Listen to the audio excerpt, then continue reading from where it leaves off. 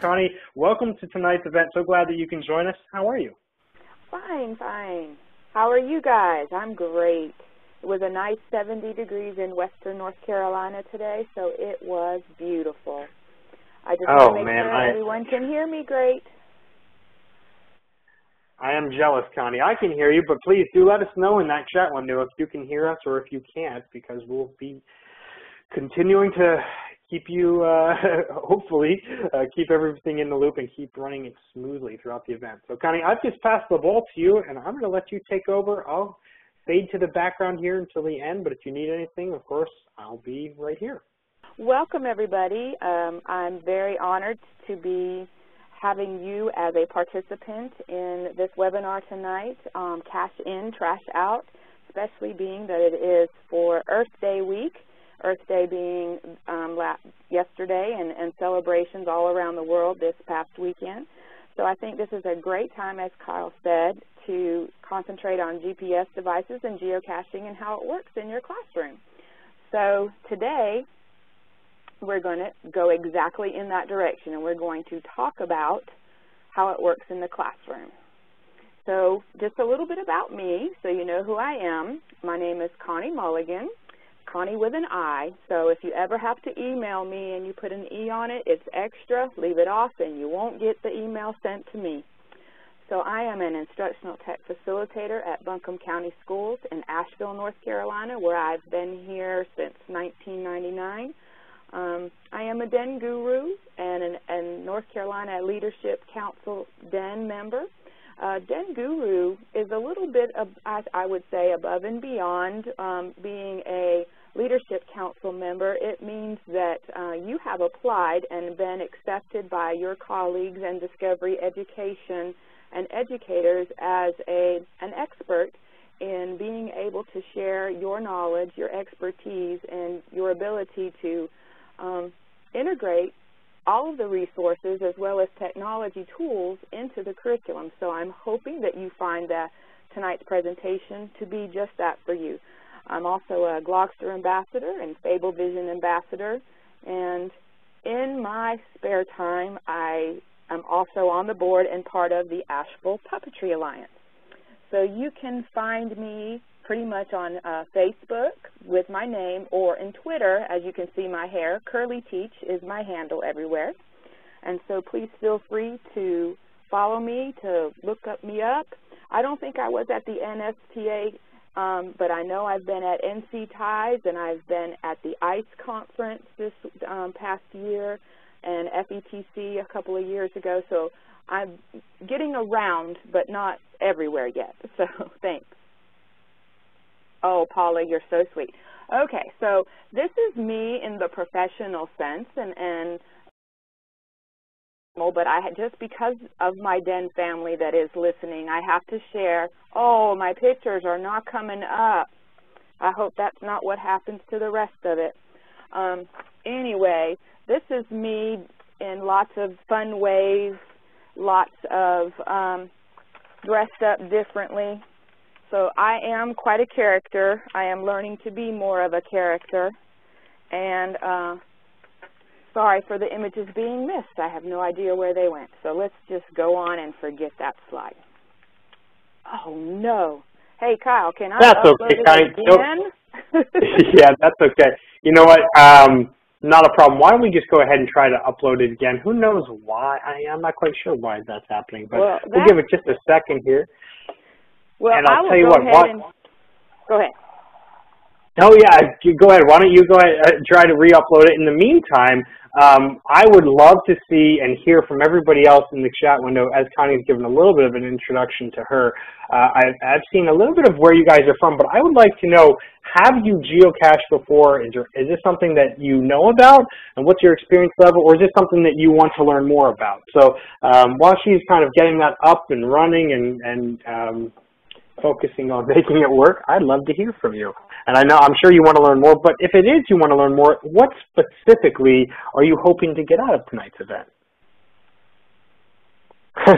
Unsuccessfully. Well, hopefully after tonight it will be more successful.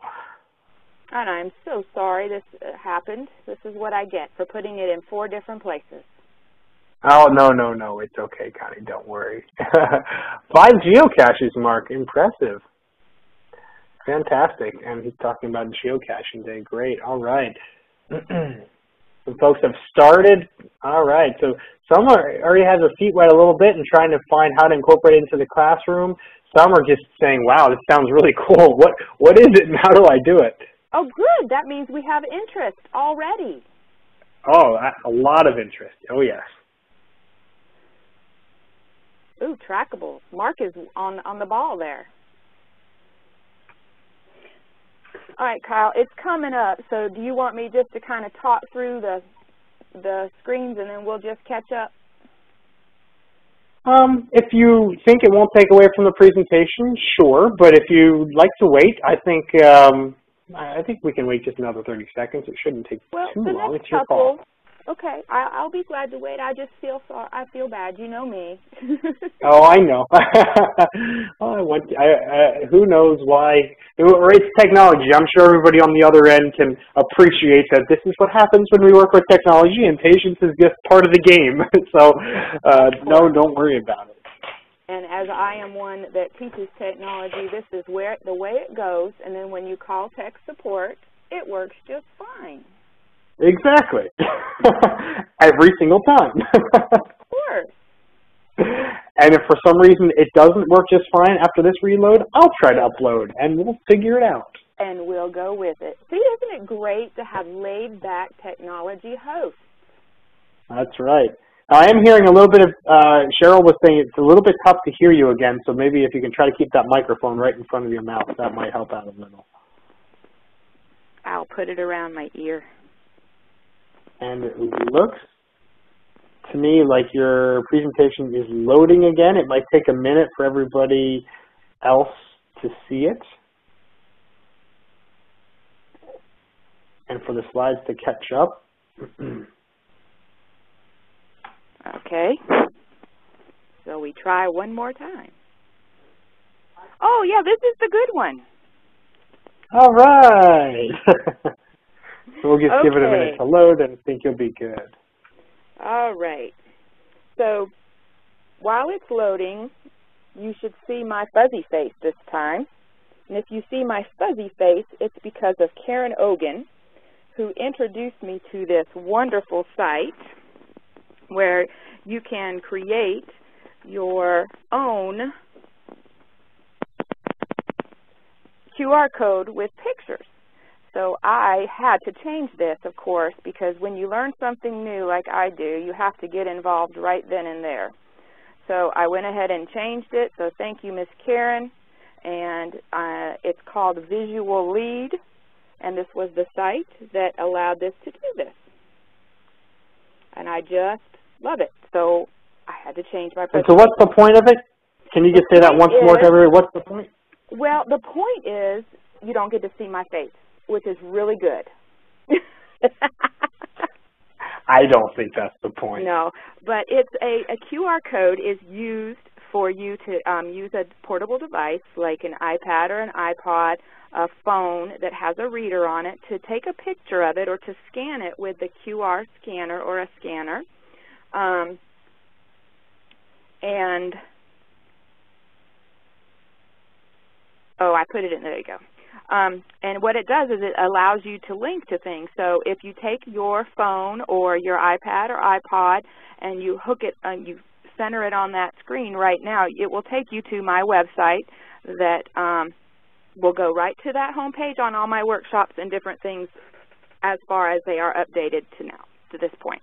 Okay, so just let me know in the chat room anytime if you can't hear me. So yes, this is the right one. Happy. Okay, so now here are the many faces of me. And see, it was very important, and Kyle knows it's very important that you see the many faces of me. So you can see that, and yes, the penguin is, if you've been to the ICE conference, the Illinois Computing Educators Conference, I did wear the penguin suit for 2 years in a row. And I love to get involved, again, with puppets and creativity, so that's all me. All right, so here we go. I wanted to explain to you what a cache was prior to even getting started, because the videos won't make sense, and a lot of this information will not make sense unless you know what a cache is. And when we work with our students, cash, they think of cash as in money. So when we talk about cash tonight, if you've done any of the pre-activities that came along with this webinar, it's a collection of items like the picture at the top that will be stored in a hidden place. Usually it is accessible based on the fact that we are going to have some kind of ability to find it with a code, and we're going to talk about that code tonight. Okay? So there are different types of caches, and we're going to get into these really more later on with the slides when I show you the curriculum connections. And this will help you to shape your activity ahead of time if you know what they are.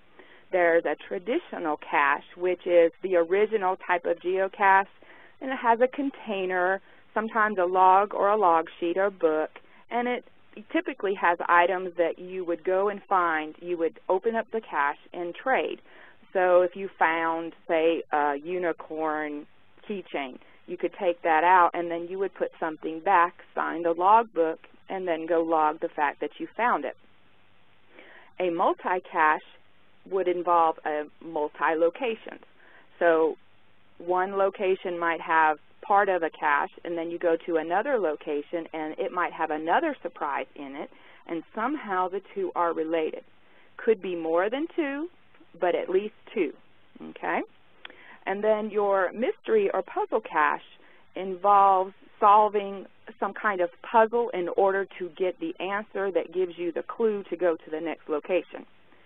And virtual caches are locations that have a designated address, but you cannot take anything or leave anything, because quite often they're monuments and things that need to are drilled down into the concrete or something like that. So it's a matter of taking a picture of it and noting that you've been there.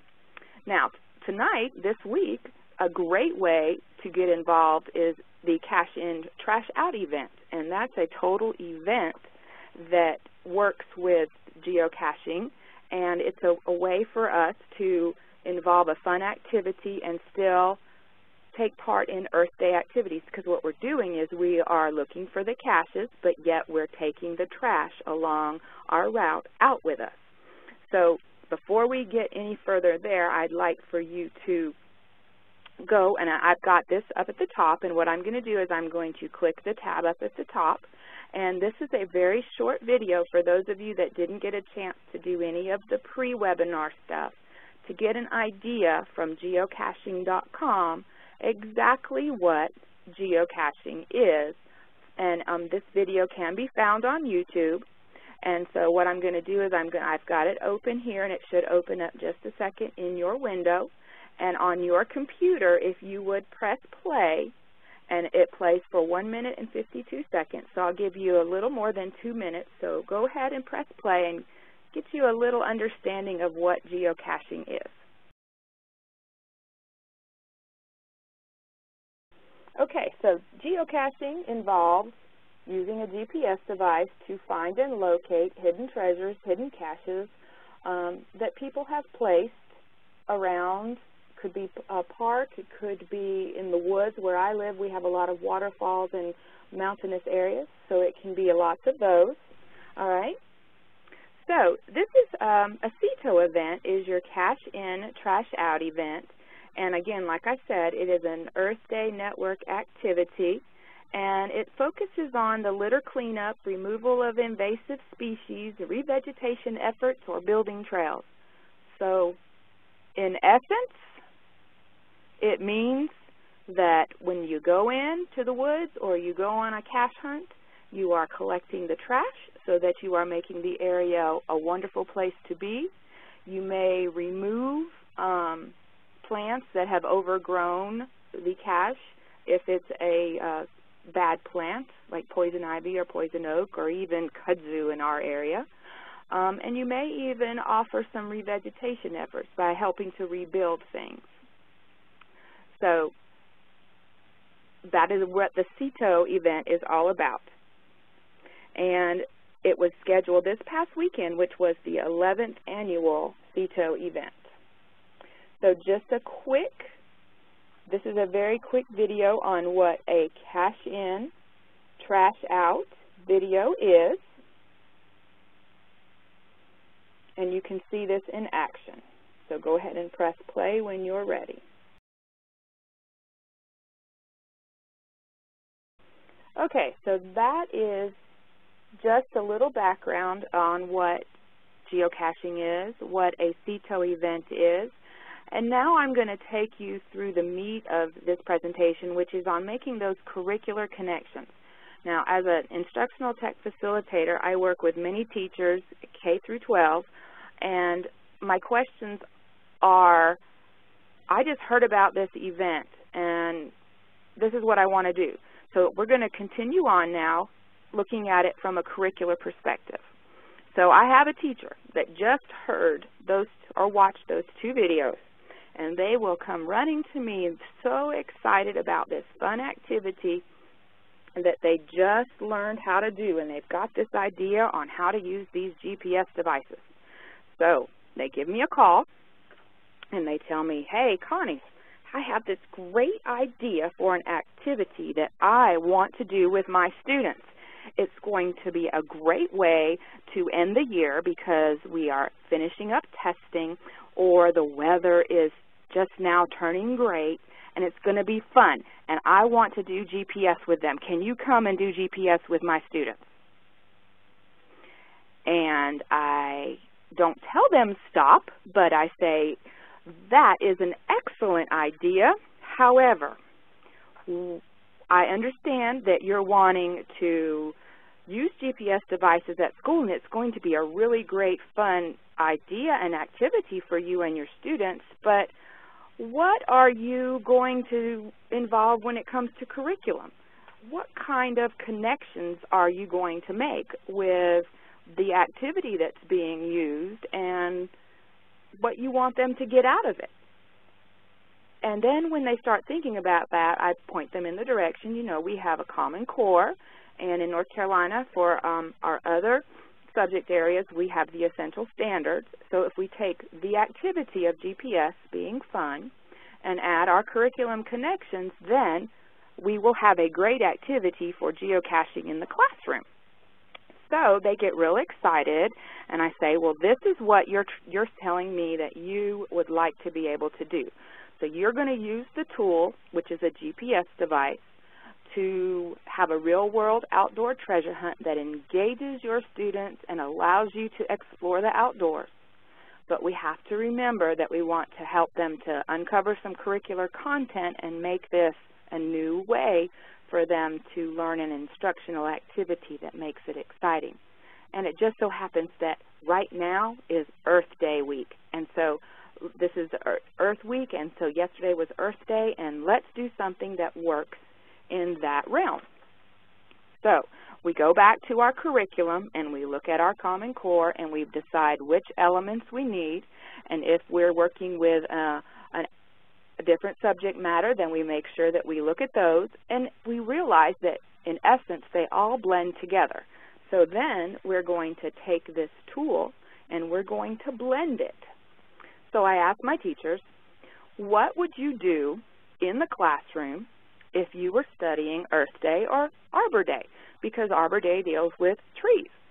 Well, they would come to me and they would say, well, I would be able to go to Discovery Education, and I might introduce the lesson with a piece of clip art about planting a tree. I might show a video segment about planting a tree, and we have encyclopedia articles and reading passages. Oh, and there's this really good video about Johnny Appleseed that's just really kind of neat. And then we might get a pot and some dirt and some seeds and a seed template and create our own tree from the seed. Grow it from the seed. Create a plant that will be able to help the earth and continue on. Okay, that's a good idea. Okay, what about coming up? We may not have enough time because we need the GPS devices, and they're checked out this week. Well, in May, Cinco de Mayo is coming up, and I would love to have a celebration in my classroom for Cinco de Mayo. I want to take my students on this web quest. I want to show them some maracas. I want to talk to them about the Mexican flag. I want to talk to them about what day of the month it is, what does Cinco mean, and what does Mayo mean. And again, in Discovery Education, we've got lots of resources and have an image that I would use as a writing prompt and even a quiz. Okay? Another teacher, I might, in an upper grade, they want to do some jazz information. Same concept. What resources would you use in the classroom to teach the lesson? You know, you would talk to them about the instruments, maybe have instruments. You would show them some famous jazz people. You would talk about the sound effects. There's a writing prompt here. The Smithsonian and Jamendo has a wonderful mixer that you can use that you might have as an activity for the students to do.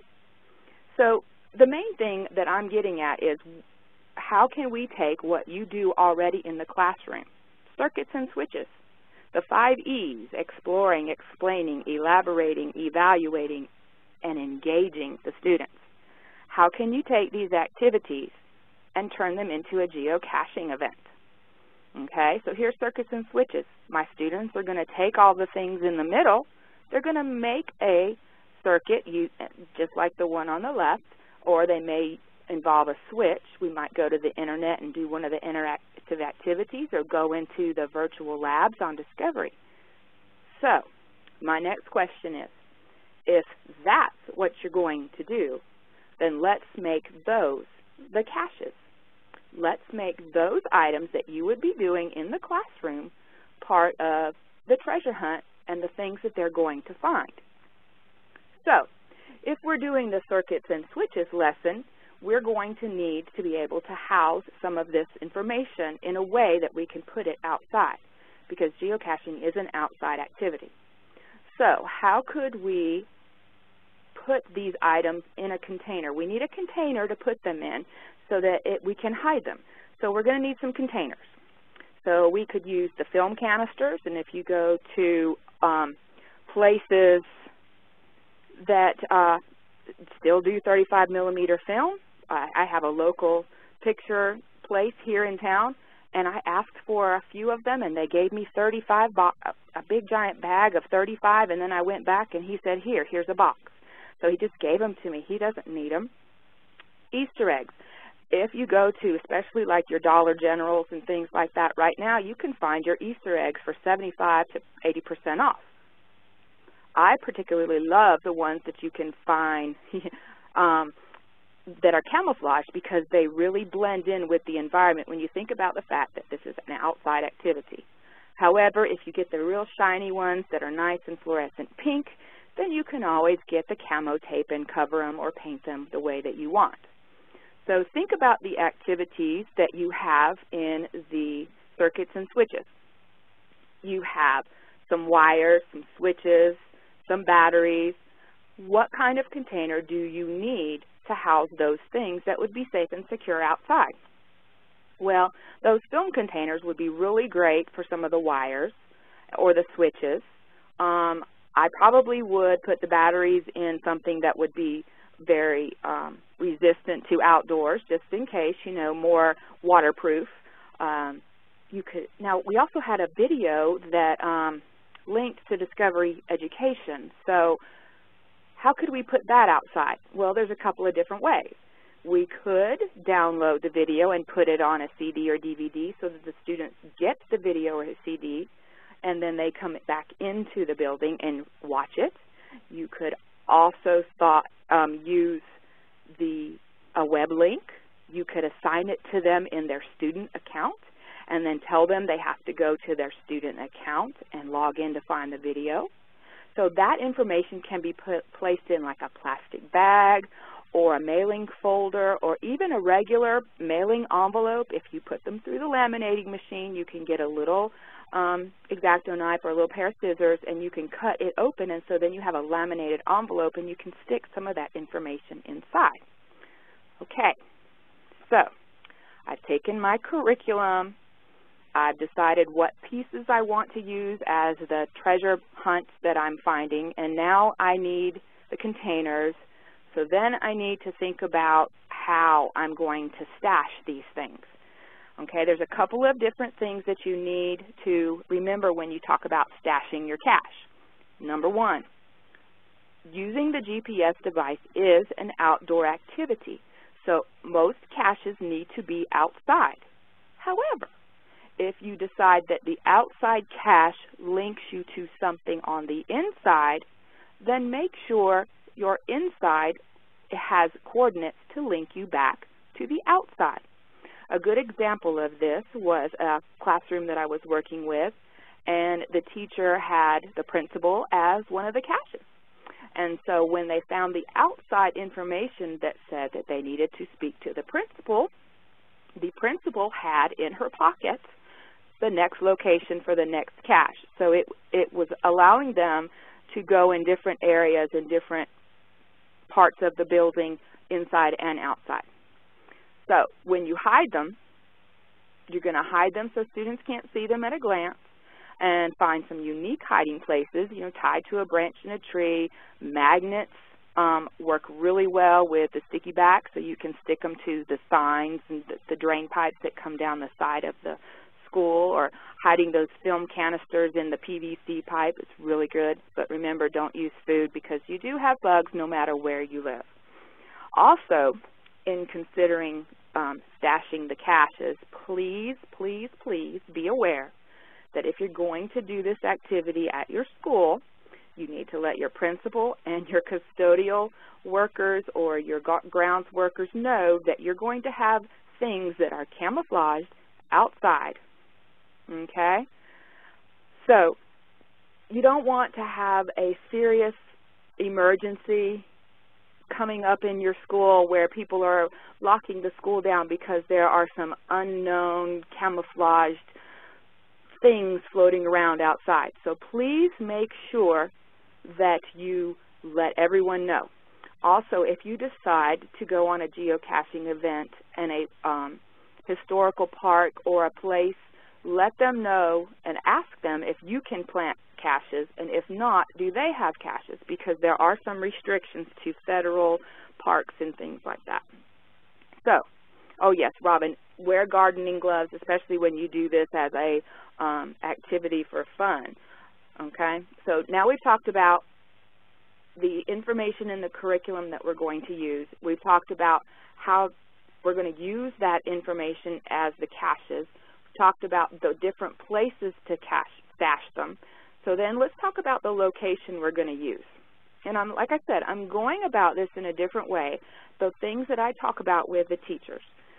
If you have school buildings that are really, really tall and you get too close to the building, you will most likely have the interference of the GPS hitting the satellites in orbit.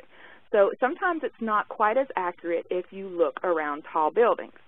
And when I talk about the locations with the teachers about where they want to go, in elementary and middle school, usually it's pretty easy because they do have the playground area or the outside area where picnic tables are. High schoolers, you have a little bit different area. You might have soccer fields, baseball fields, football fields, and bleachers and things like that that you can use. So one of the things you need to do is actually go outside and look at the area and survey it, because what you need to consider is, are your students going to have to cross the parking lot in order to get there? You have to consider, you don't want your students wandering around through the parking lots. Number one, safety for the vehicles that are there, and number two, safety for the students, because we want to make sure that nobody messes with any vehicles, and also that no students get harmed in the making of this activity.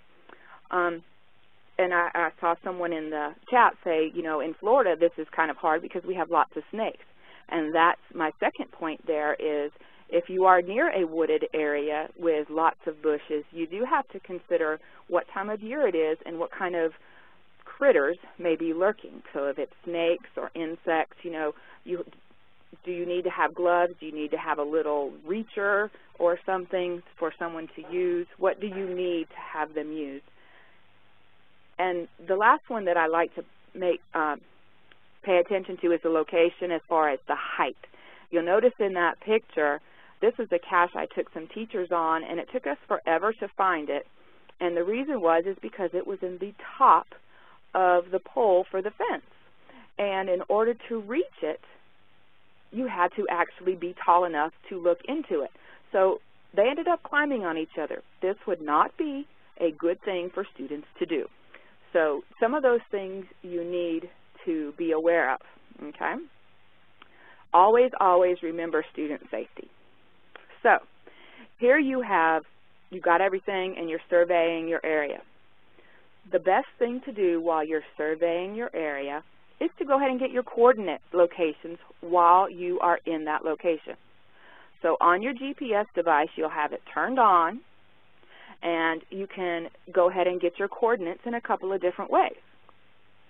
I always, always, always carry a piece of paper and a pencil or a clipboard with me, or my iPad, and write down, and I have myself this coordinate sheet. And this is an activity for the Big Six. What they're going to find was the name of the Big Six skill that corresponded with an activity, and the coordinates as I walked around were there.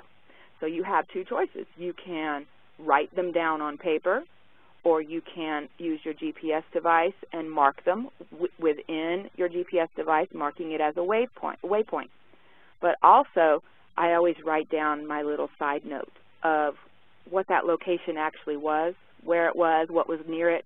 So north side of the sign on the main road, or the front porch on the right-hand side in the Chinking. This Vance birthplace is a Civil War area, so there was a slave quarters area, so the back door of the slave quarters area, or the fireplace. So of the 6 skills, you only see 4. Yes, I know, I cut the paper off, but it just gives you an example of how I go about getting my coordinates. So I'm doing the coordinates as I'm surveying my location, looking for great places, writing down ideas that would make great places to store, to hide the information. Okay, so the next thing we need to consider as a teacher is how are you going to supervise your groups? Because the majority of this is an outdoor activity. Where is the outdoor activity going to take place, and what will you need as far as adults? I'm fortunate enough that if I can make it, and I have unfortunately worked with 10 schools, so if I can get to a school and I have had the time to plan with a teacher, then I can put in my schedule to be there for a couple of days so that I can go through the whole thing and be part of the group.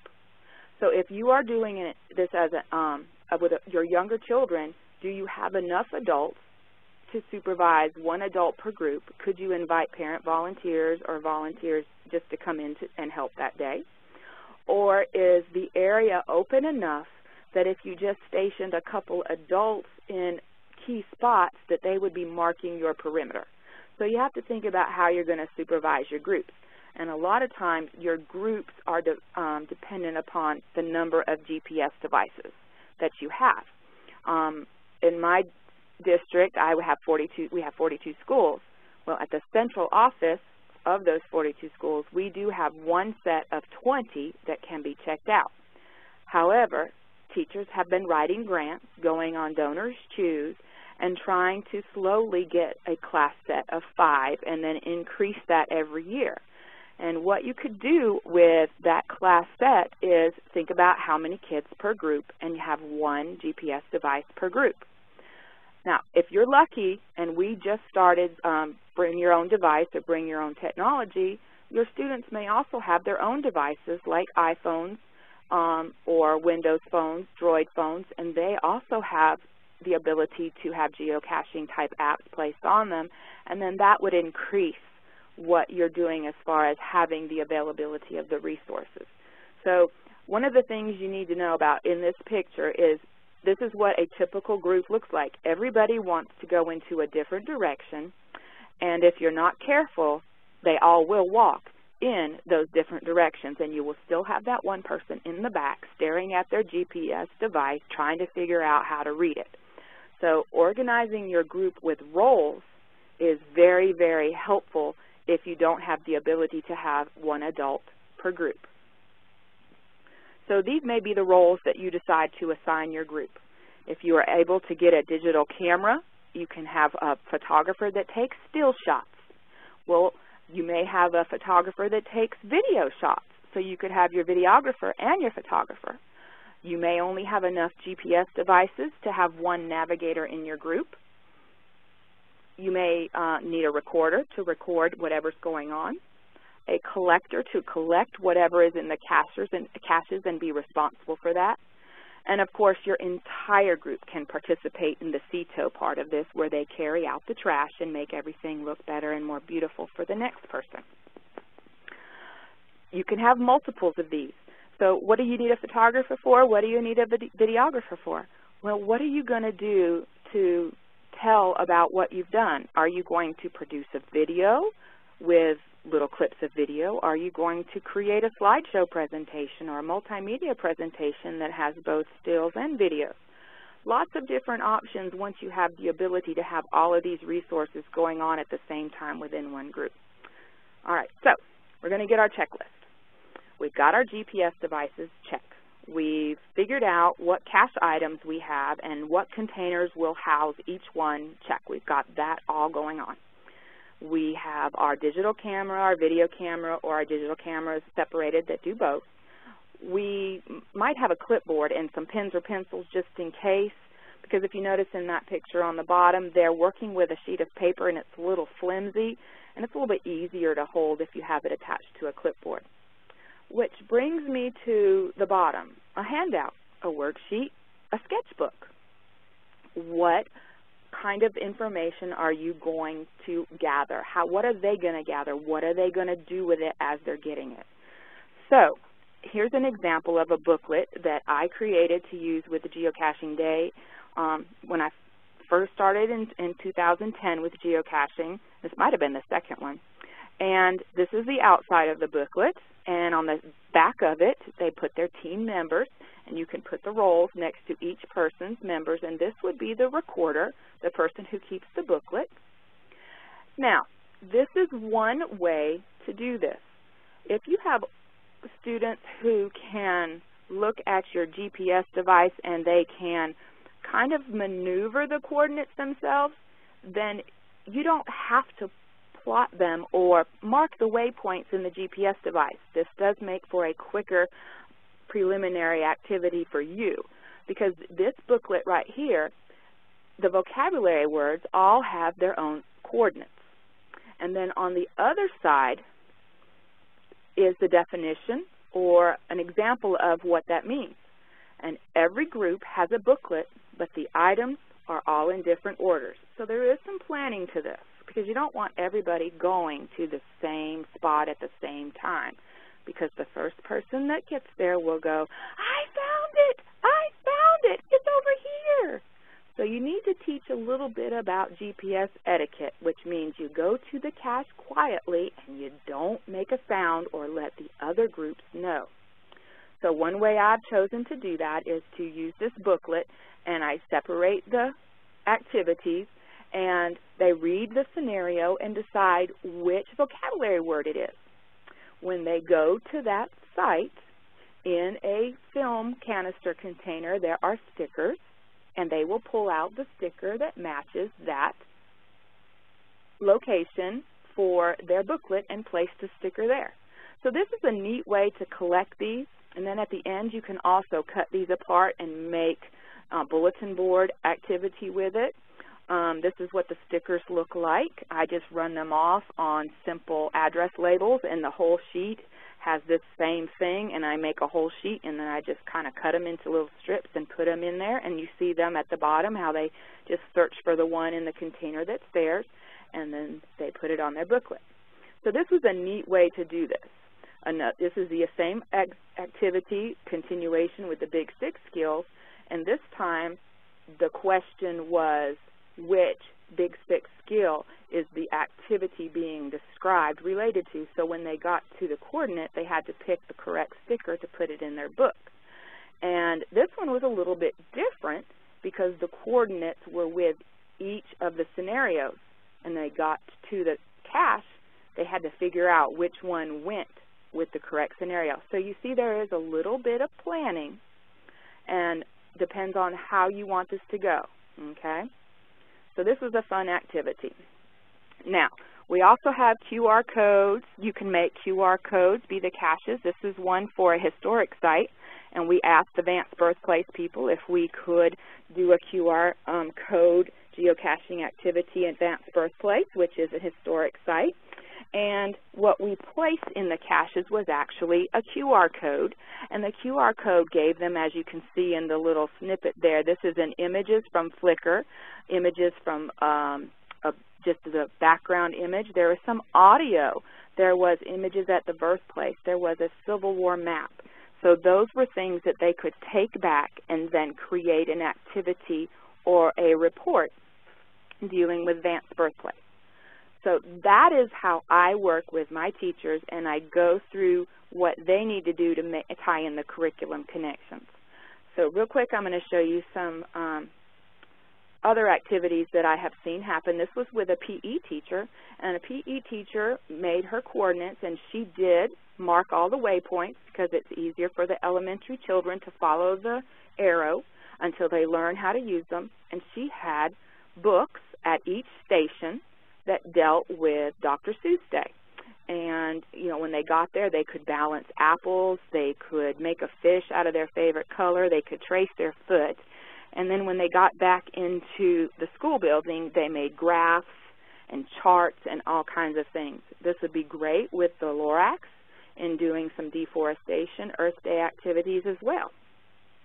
Another example of using the GPS devices in a different way would be to go ahead and have some string as part of the cache and have the students in this Pythagorean Theorem example create a shape that's large enough that each point would have different coordinates.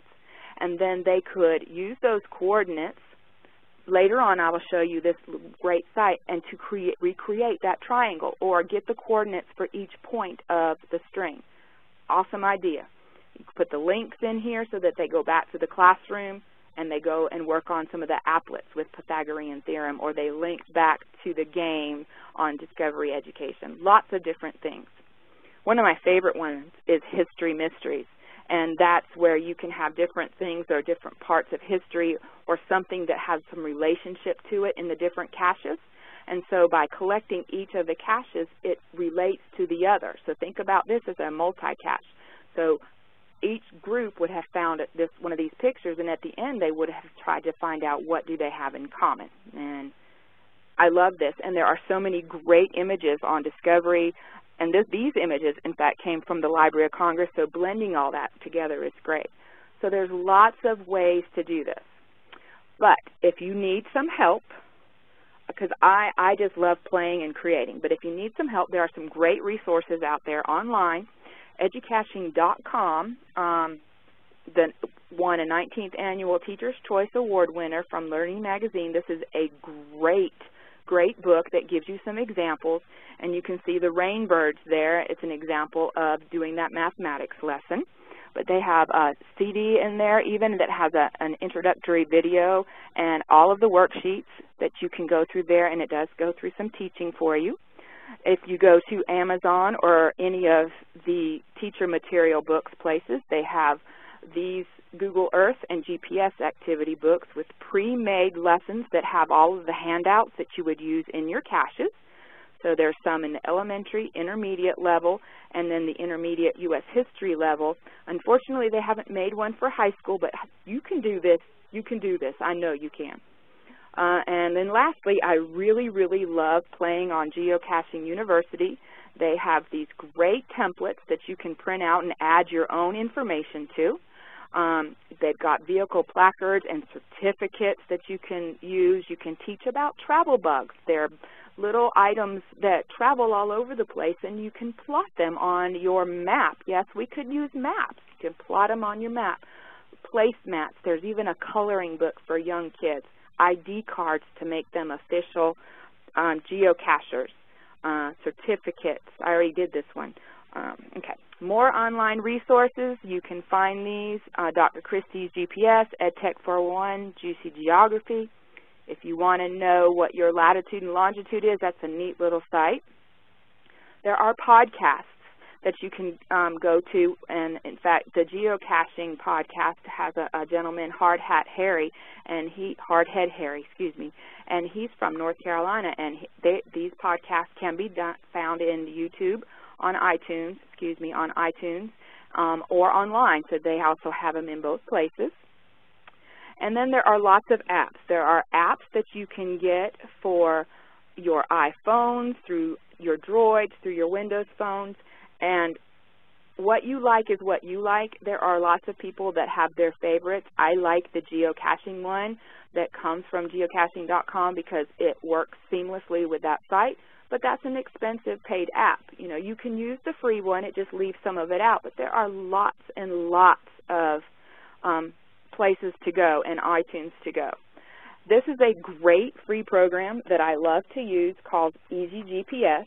And when you mark your waypoints, you can open them up in this program and you can learn how they work. You can create these set of coordinates, then download them, and this is my favorite part. To get to the next level, you can upload them into Google Earth and then create the route exactly like it is, right on top of the location where you want it, so you could see how it looks. So if you were creating that shape, you could actually do the shape. So this is how EasyGPS can transfer, and they have really great information on there. And then last but not least, I'm going to go and I want you to see this video. These are some really, really great caches that actually it's 38 seconds. So I'm going to click here and give you just a minute to watch. Okay, I thought some of those caches were very cute, and I thought it would be a nice way to end so you can see how tricky you could really be. So I wanted to remind you that the Discovery Educators Network is going to be hosting a geocaching day on May 18th, and today I just got my location reserved. I'm so excited to be able to hold it at the North Carolina Arboretum, and they do a geocaching activity there, so they're going to team with me and work with me to get that done. But most of all, I want to say thank you, and I'm sorry I rushed through the end of this, but it will be archived as well as shared on my website. And so now, Kyle, we're ready for questions.